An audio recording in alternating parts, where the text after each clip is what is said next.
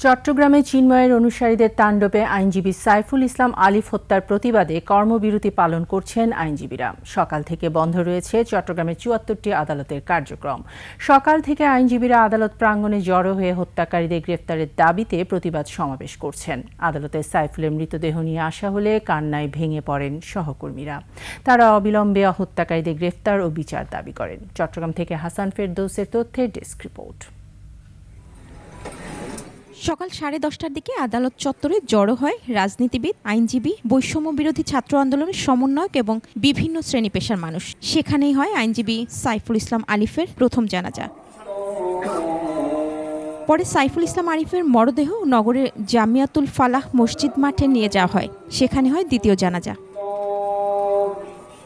জানাজায় অংশ নেন ভূমি উপদেষ্টা হাসান আরিফ, বৈষম্য বিরোধী ছাত্র আন্দোলনের আহ্বায়ক হাসানাত আবদুল্লাহ এবং নাগরিক কমিটির সদস্য ও জুলাই শহীদ স্মৃতি ফাউন্ডেশনের সাধারণ সম্পাদক সার্জিস আলম, চট্টগ্রাম সিটি কর্পোরেশনের মেয়র ডক্টর শাহাদাত হোসেন, বিএনপির ভাইস চেয়ারম্যান গিয়াসউদ্দিন কাদের চৌধুরী সহ সর্বস্তরের মানুষ। ভূমি উপদেষ্টা হাসান আরিফ বলেন, এ ঘটনায় আইন শৃঙ্খলা বাহিনীর গাফলতি রয়েছে। যেভাবে আইন শৃঙ্খলা বাহিনীর নিরাপত্তার মধ্যে নিয়ে আসা যাওয়া করার প্রয়োজন, সেখানে সকলের অভিযোগ যে সেখানে যথেষ্ট ত্রুটি ছিল, গাফলতি ছিল। সে ব্যাপারে নিশ্চয় যথাযথ তদন্ত সাপেক্ষে বিষয়গুলি খুঁটিয়ে দেখা হবে। যে কোনো প্রচেষ্টা এই বিপ্লবকে, এই গণ-অভ্যুত্থানকে ব্যর্থ করার জন্য সে যেই করে থাকুক, যে অঙ্গনেরই করে থাকুক, সেগুলো আমরা প্রতিহত করব। Double million offer Walton fridge কিনে পেতে পারেন 20 লক্ষ টাকা, রয়েছে কোটি কোটি টাকার নিশ্চিত উপহার। দোষীদের দৃষ্টান্তমূলক শাস্তি চান সাধারণ মানুষ। কালকে প্রশাসন খুবই নীরব ছিল।